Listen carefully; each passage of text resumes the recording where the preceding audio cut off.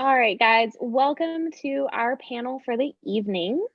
We are excited to have you here. We will be discussing the I Am Not Your Negro documentary, which you should have had time to view on your own in all of its glory. And so we have a wonderful group of panelists here to just share their impressions and how the themes of Baldwin have played out in their own lives. So I'm going to begin by asking our panelists to introduce themselves. If we could start with you, Dr. Holmes. Yeah, David Holmes, Dean for the College of Liberal Arts and Sciences, California native, formerly professor and associate dean at Pepperdine University, author, scholar, and professor. Thank you. All right, Dumebi, could you introduce yourself next, please?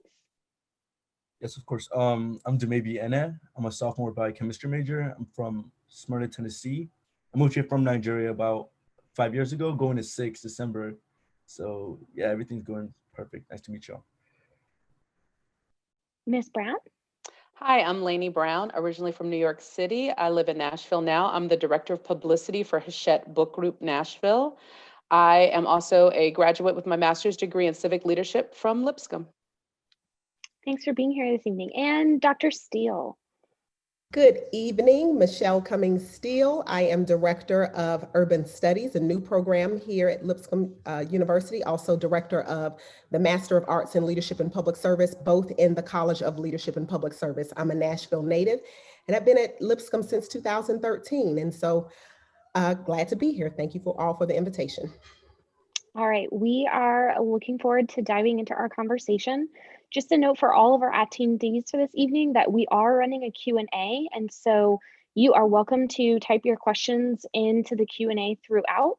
We will try and reserve time towards the end after we start with some opening questions to answer any questions that you might have. So we welcome your participation. So to begin, I just wanted to start by talking about the formatting and the choices they made and how they shared Baldwin's message with us. The documentary constantly juxtaposes quotes over images and movie clips from the 20th century, as well as photos and videos from more recent history and our struggles with police brutality and school shootings. What do you think was the impact of this medium and these choices, and what story did it tell you? And that question is for anyone on the panel. I think that for me, what it meant to me is that even though these were images that were taken of Baldwin and interviews with Baldwin in the 60s and the 70s, these are still things that are going on today.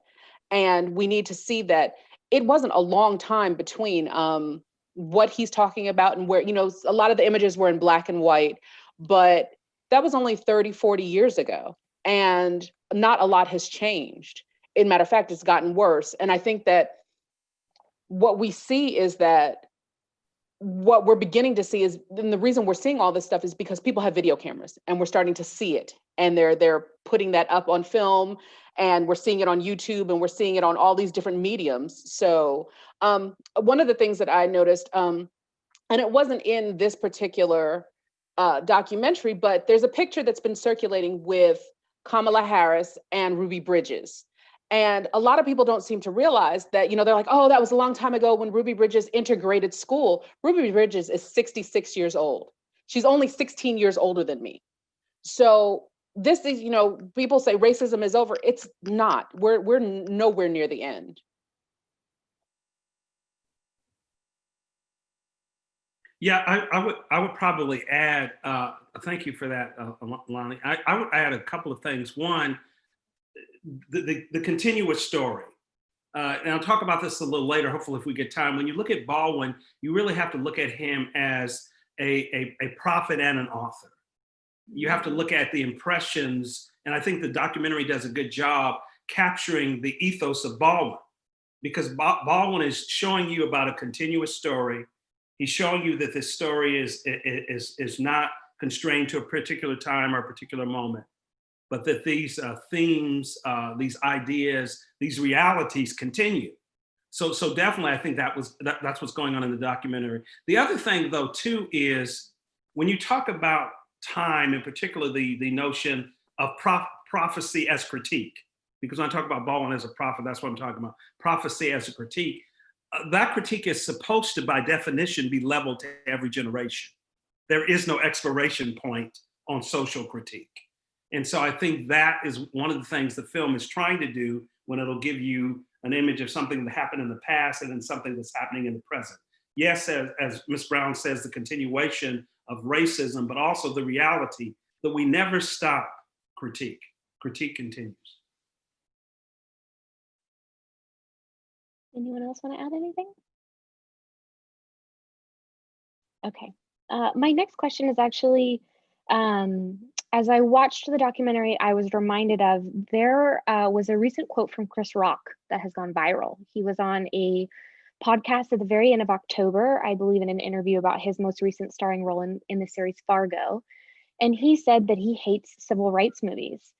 He said, "Don't get me wrong, I applaud the effort and they should exist.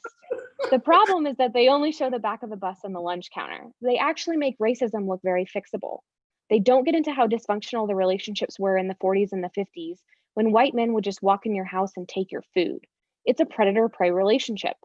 This ish is so much dirtier than any movie ever shows. My mother used to get her teeth taken out at the vet because you weren't allowed to go to the dentist. No movie shows you that." I'm curious what you think about his critique, and how would you compare what we traditionally see in civil rights movies made by, the popular mainstream movie industry as compared to this documentary?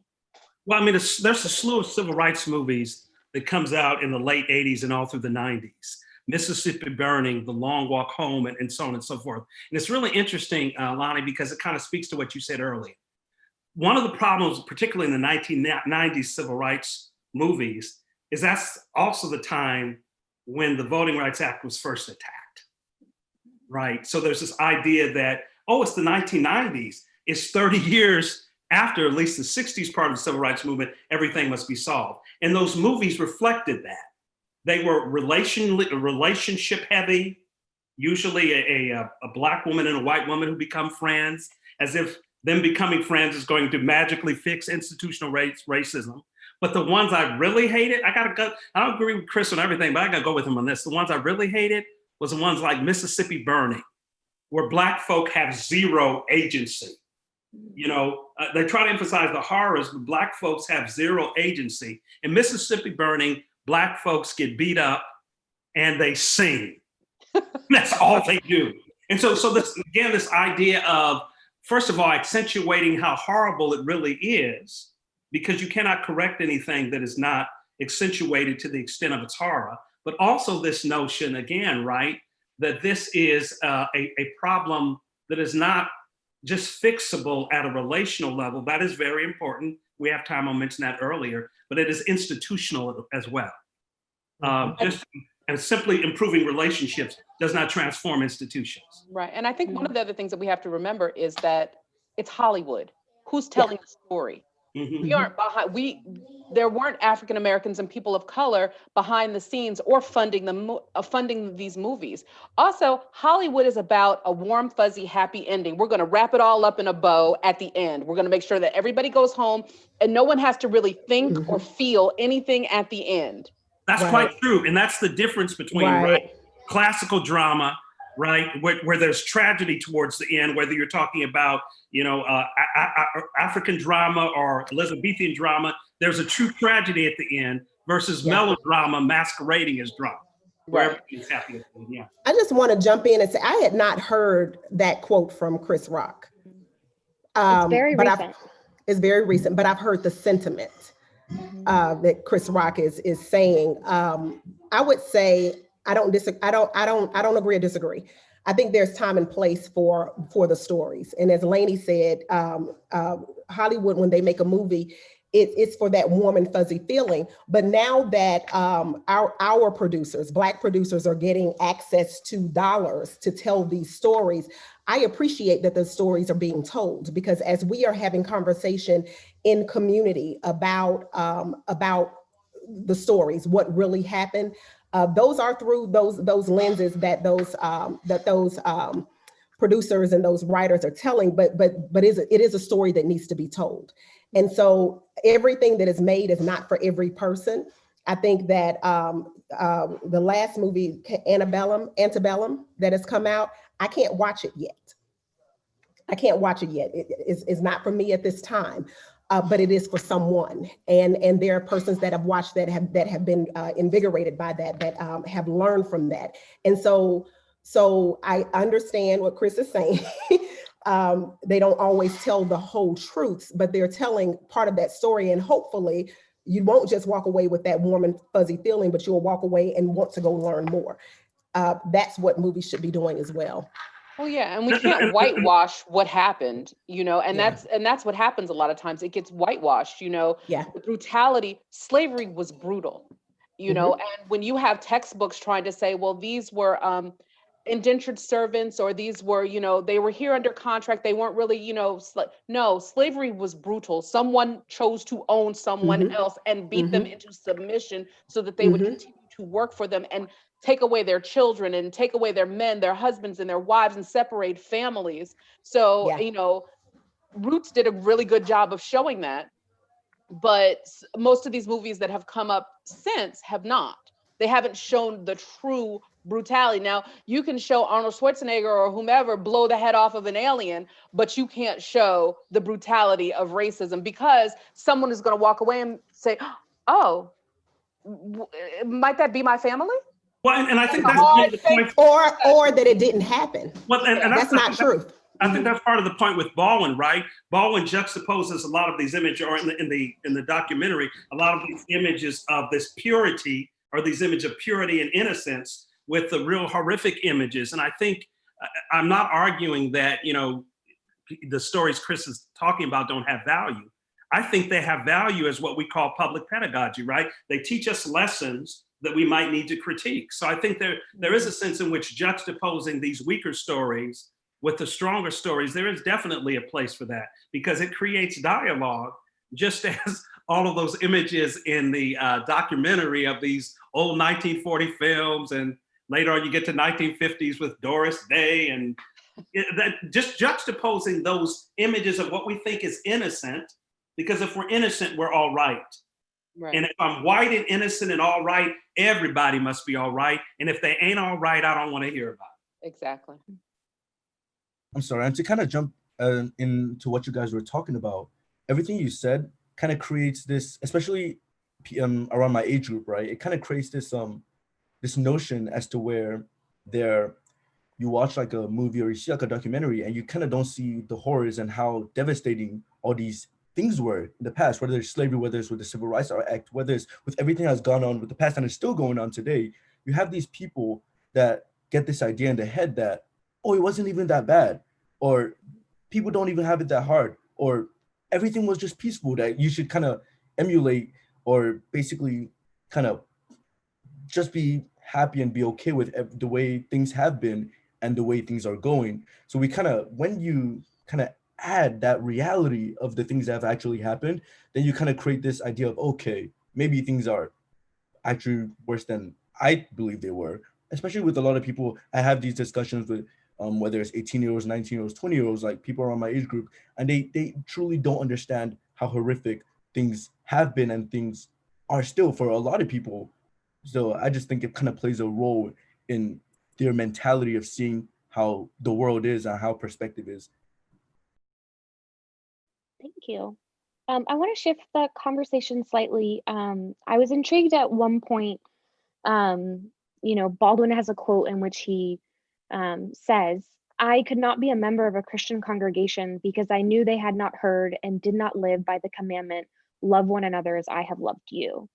So I'm curious how you see in your own life or in your own professional career the intersection of faith and racial justice playing out, and what work do you think Christians can do to further racial justice? Well, I'll start with the first part and let my more distinguished colleagues deal with the harder part. I'm intrigued by Baldwin's theology. Baldwin was a boy preacher who said, this is his quote, "I had to leave the church to preach the gospel." Mm. There was a sense in which for Baldwin, as critical as he was of racism in all forms, he also had to balance it with what he would call a radical ethic of love. One of my favorite lines, and I'm a gospel preacher, so this is going to seem kind of shocking to some people. One of my favorite lines in his book, The Fire Next Time, is where he says, and I quote, "If God cannot teach us to be more loving, perhaps it is time that we got rid of him." Now, he's not talking about the God I know. He's not talking about the God of nobody knows the trouble I've seen. He's not talking about the God of we shall overcome. He's not talking about the God that led and continues to lead people who are for justice and for the marginalized. He's not talking about that God. He's talking about a God that's constructed through American consumerism. And Baldwin is big on American greed and what serves those who are already powerful. So it's really interesting to look at him. So his critique of the Christian church in some ways is as you know, juxtaposed with his critique of the middle class ethic, if the Black middle class ethic vis-a-vis the way he saw NAACP looks down on people of color. Mm-hmm. It is also the backside, or I guess I should say the front side, depending on how you want to look at it, of a critique of rank hatred.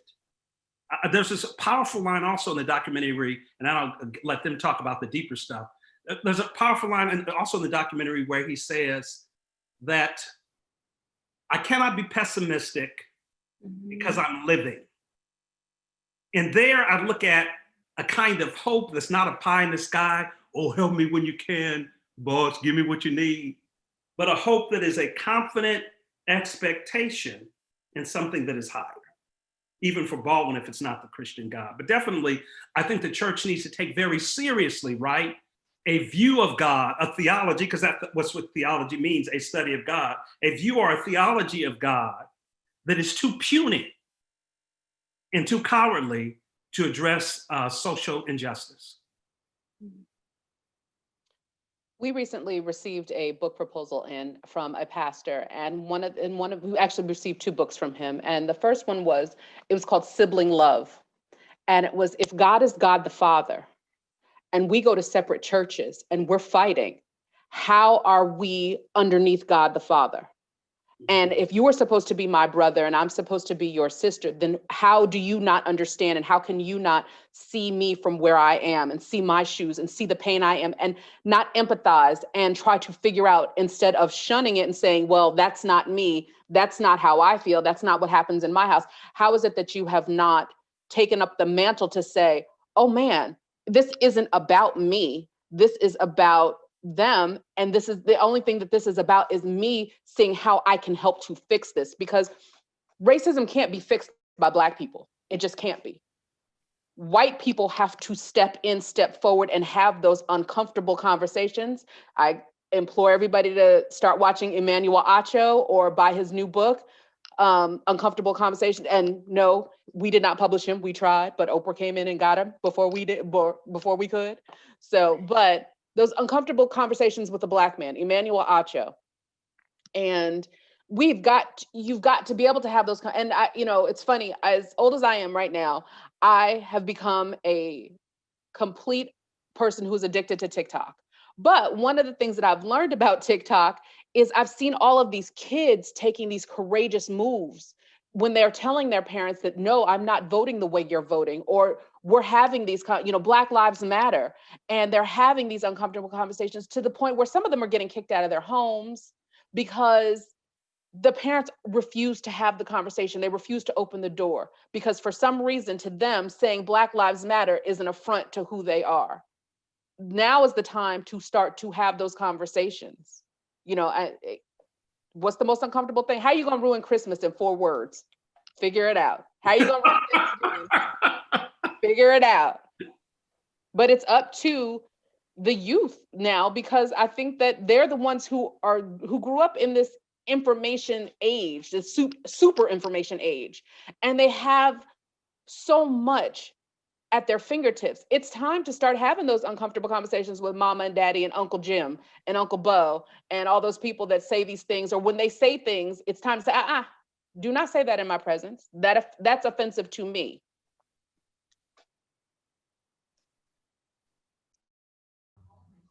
Let the youth talk. Yeah, go ahead. No, I was going to say I want the youth to talk. Go ahead. So it's kind of the quotes from Baldwin, or from the documentary specifically, and it says apathy and ignorance is basically what creates like that segregation, right? When you have apathy, and you include that with ignorance, then you're able to kind of segregate and be okay with that. So there's a quote that he specifically said, and it says, "Not everything that is faced can be changed, but nothing can be changed until it's faced," right? And that basically sums up everything that we're trying to say, is that like a lot of people, I wrote that down too. a lot of people tend to like dismiss everything, right? Just either a lack of love, a lack of empathy, or like they just don't want to learn. They want to be ignorant, and they kind of want to. A lot of people say ignorance is bliss. They kind of want to live in this under this rock where everything, the rainbow is shining, and racism doesn't exist. Everyone's holding hands and singing kumbaya, and which is not the reality of the world we live in, right? So a lot of Christian people, I would say, I'm not to like group anyone, but a lot of Christian people I've seen tend to say like, oh, they would just kind of play this dismissive game of like, God is still God. Whoever wins the election, God is still God, or whatever happens, like God is on the throne. And they kind of tend to put themselves, I would say, either in the backseat, whereas they should kind of be the ones fighting for justice, I would say. So a lot of people just tend to say, whatever happens, just leave it in God's hand, rather than, being the ones and praying, and then also taking the front lines and fighting for justice. And Faith without works Absolutely. is what? Dead. dead. And our faith has to be a faith of action. Absolutely. I don't want to cut you off. No, please. That's basically got it. So you all have said everything that I was going to say, and I'm laughing because Lainey was a student in my master's program in civic leadership, and so she took all of my good stuff and said it. But this faith and action, how you walk that out, how you walk out your Christianity, who you are, I think definitely you have to think of others, absolutely. And then you got to educate yourself. And so if that's movies, fine. We talked about that in the first question. Reading books, but in a place like Lipscomb, and we talked about it, we were going to say this or not, but in a place like Lipscomb, I find that a lot of times we receive things when persons look like us. And so Lainey talked about Black people are not going to be able to solve this. And Lipscomb is our community. The Black people on the campus are not going to be able to solve this. We're not going to be the ones that will be able to change your mind. And so it takes getting educated. It takes having that empathy. It takes othering. It takes all of those things. And I would say too that if you have to ask that in faith, that if you are acting racist or that you are racist, I think that we've gotten to this place in this country where being called a racist is worse than acting like a racist. We got to get past that. If you are participating in systems that oppress persons of color, then you answer that question. If you are acting as an anti-racist and you are, what Ibram Kendi said, when you are acting as an anti-racist and you are actively speaking out against things, you are actively working to tear down structures and racist things, that's how we get to that next place. That's how we walk out our faith as Christians. That's how it begins to show up. You have to actually do some things. You can't just say, I'm not a racist. I'm not a racist. You can't do that. You have to actively your faith has to be activated. Jesus was for the oppressed. He was for Jesus was a social justice worker. And so how this is playing out in this world today, I'm like, that's not who Jesus was. That's not who he is. That's not how he manifests. He loved and sought out the downtrodden. And so why are we stomping on all of that? It's mind blowing to me. But othering is absolutely number one in that for me. Thinking about and being empathetic about others and their the way that we experience the world. And faith always walks out in other-centered empathy, whether we're talking about Mother Teresa or Dorothy Day or Martin Luther King, right? There's always a sense in which you walk out the other. But the other thing I would add real quickly, and I don't know if we'll ever have time to get this, we need to come back to this conversation, Baldwin's so rich. But I think one of the problems is we're looking for a cheap reconciliation instead of redemption. A cheap reconciliation is this kind of kumbaya moment, right? Where you say, when are we going to be reconciled? It's like a kid going on a trip. Are we there yet? Are we there yet? But redemption costs something. And one of the differences some have argued between King's vision and Baldwin's is Baldwin was heavier on redemption. King was about redemption too. He said that right after Medgar Evers died. If death is a price that some must pay to save some of our white brothers from a psychological death, there can be nothing more redemptive. But Baldwin is heavier on redemption. What are you willing to pay? Mm-hmm. What are you willing to give up for this community you say is the America? Because Baldwin is constantly looking for the America America claimed to be and never found it. And for him, it was a matter of understanding the cost of redemption, true racial redemption. Something people can give up right now is stop saying that the United States is not racist because we elected a Black president. Just let it go. Don't let it go. If that were the case, you would have to explain in Reconstruction we had more Black senators than I've ever seen us have since, and no one would say that during the Reconstruction there wasn't racism. Exactly. That's a problematic proposition. And I thought, it was so fascinating to see that moment in the film where they talked about their conversation with Bobby Kennedy petitioning that he asked JFK, right? In the moment of integration. And, his argument was like, someday soon, this could be you. And Baldwin said, we've been here 400 years. Why is the argument maybe someday soon for us when you just arrived yesterday? To that point, I think all of us have been talking about, I don't know about you, I took like 2 pages of notes, the whole documentary, because Baldwin's critique is timeless. Yeah. And he has so many points and he's so nuanced. And I loved the fact that he displayed the Black community and the fight for civil rights as not a monolith. And too often communities of color are portrayed as monoliths as sort of one note. We reduced MLK to his I Have a Dream speech. And this showed a depth and a beauty that was compelling. So I'm curious for you, what was the moment from the documentary or the quote? If you had to pick one, I know that's hard. What's the one that maybe really stuck with you, or just pick one that you were like, in today's moment, it was something that hit me strongly in where I am in my world right now? Well, so it's not a quote, so I'm doing what some of my students do, Laura. I'm not speaking to directly what you said, but it's just when he had that statement that Michelle, she was laughing, alluded to earlier. I'm sorry, let me mute. Where what happened was, Michelle, right, was where Baldwin said, I couldn't be a part of the Christian church because of this. I couldn't be a part of the NAACP at the time because of its classism, but I couldn't be a Black Muslim because I don't believe whites are devils. So Baldwin is a classical social prophet. He is constantly on the precipice of what he considers to be necessary social critique. And he's, of course, recognizes what we would call institutional racism.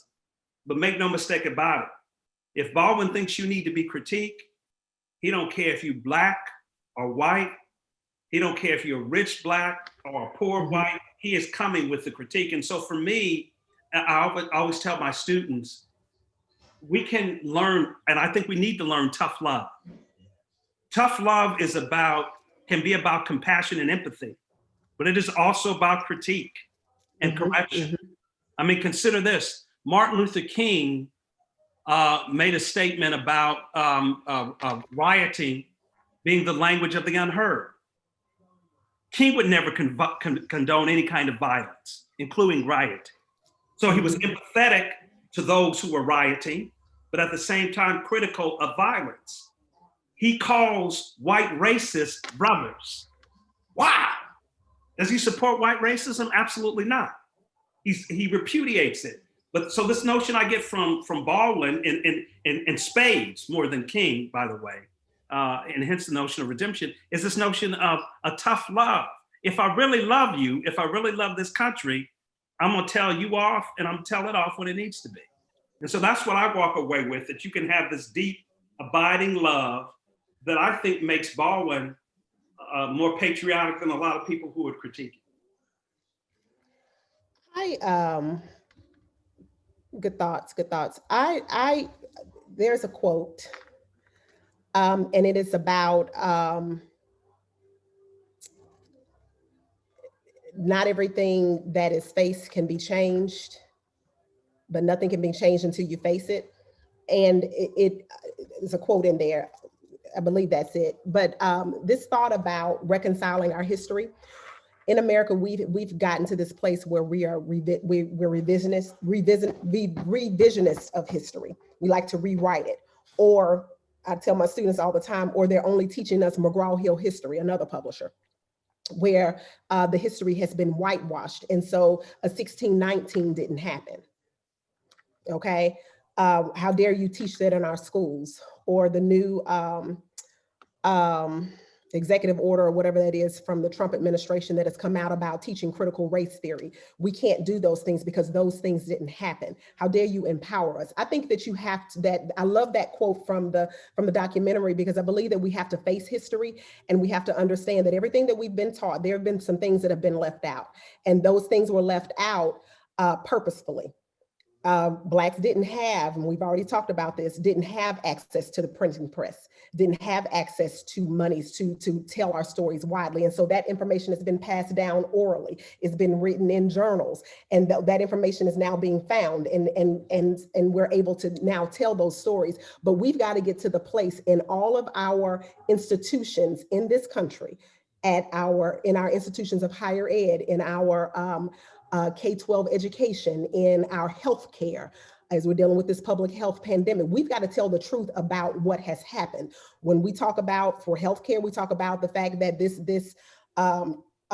vaccine is coming, and it's going to the probably Black and brown populations, and Blacks are saying, wait a minute, we've already done Tuskegee. You've got to understand where that fear and that apprehension is coming from. You've got to go back in history and understand the history of a people, understand what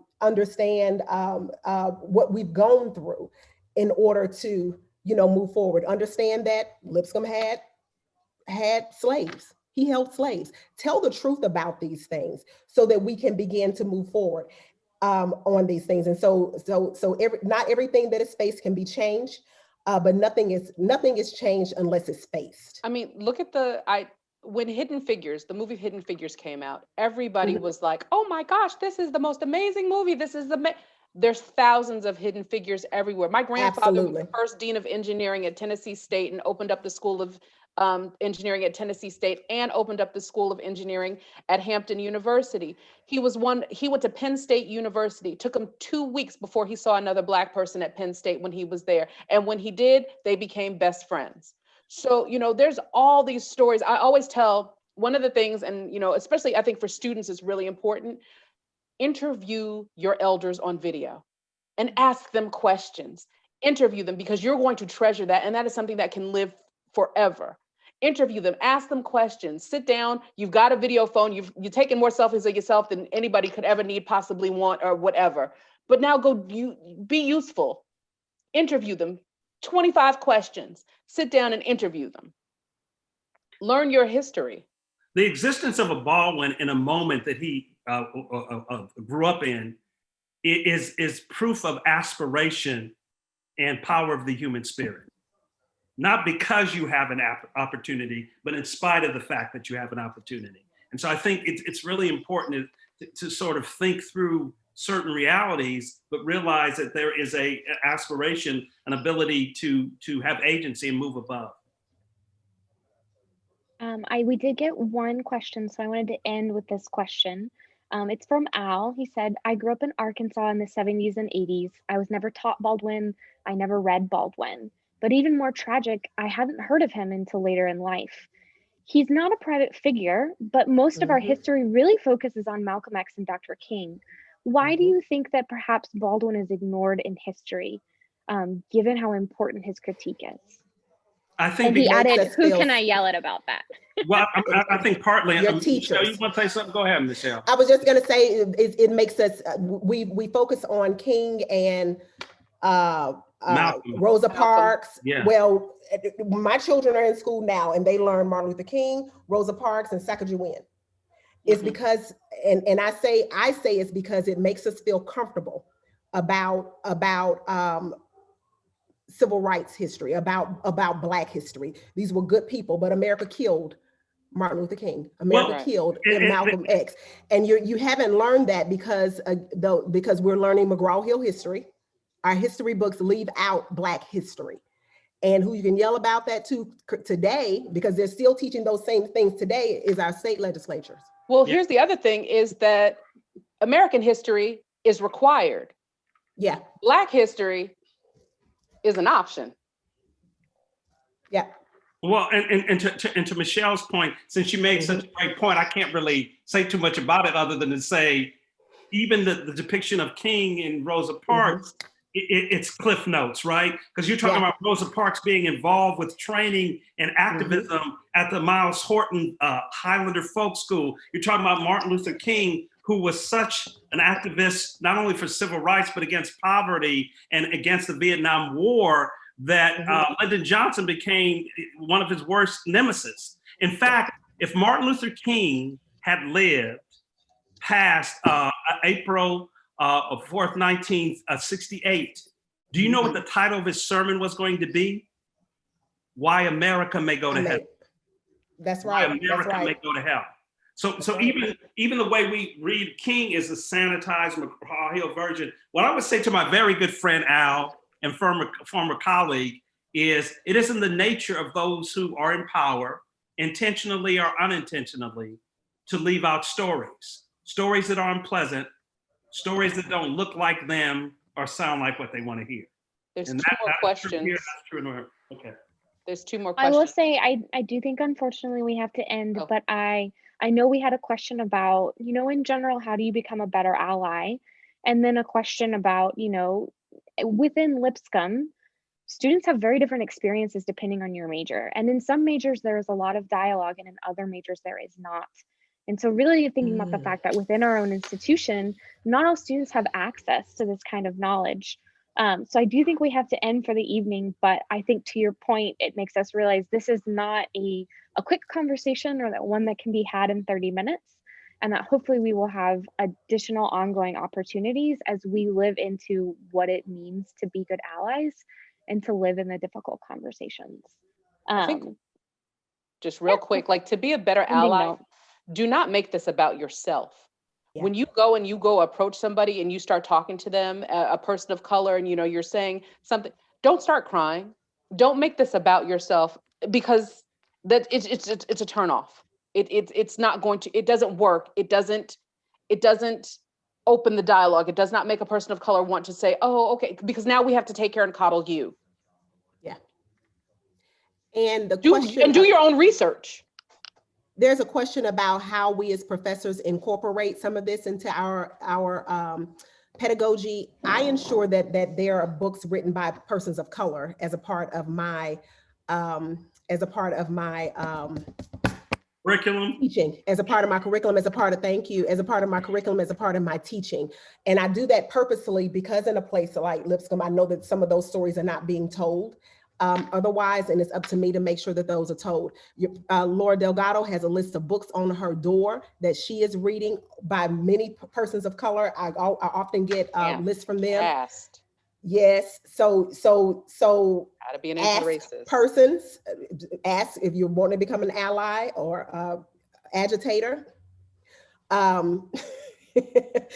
Ask persons, what are they reading, and then take our classes. You have a new minor in African American Studies. You have a race and the city, ethnicity and the city course in Urban Studies. Come take our courses. Mm-hmm. I think I want to extend that invitation. Dr. Steele, Dr. Holmes, and I we're all on campus, and we would welcome conversation with any of you. We'd be happy to connect you. These conversations are happening regularly. Sometimes when I talk to folks who are new to activism and new to being an ally, they say, I love this conversation. I never get to have conversations like this. And I say, people of color talk like this every day, right? It's a matter of salience. And when something is important and it is a part of your regular lived experience, you discuss it every day. So if you enjoyed this conversation this evening, these conversations happen every day on campus, and we welcome you to join us. Don't hesitate to approach us and to ask us how you can get better involved, right? We may not always have time for lunch with you, but we can point you to opportunities on campus because there are many. And with that, we would like to thank you for joining us for the evening. Thank you to our panelists. It was wonderful hearing from your many experiences and expertises. And thanks everyone for joining us on a Wednesday evening.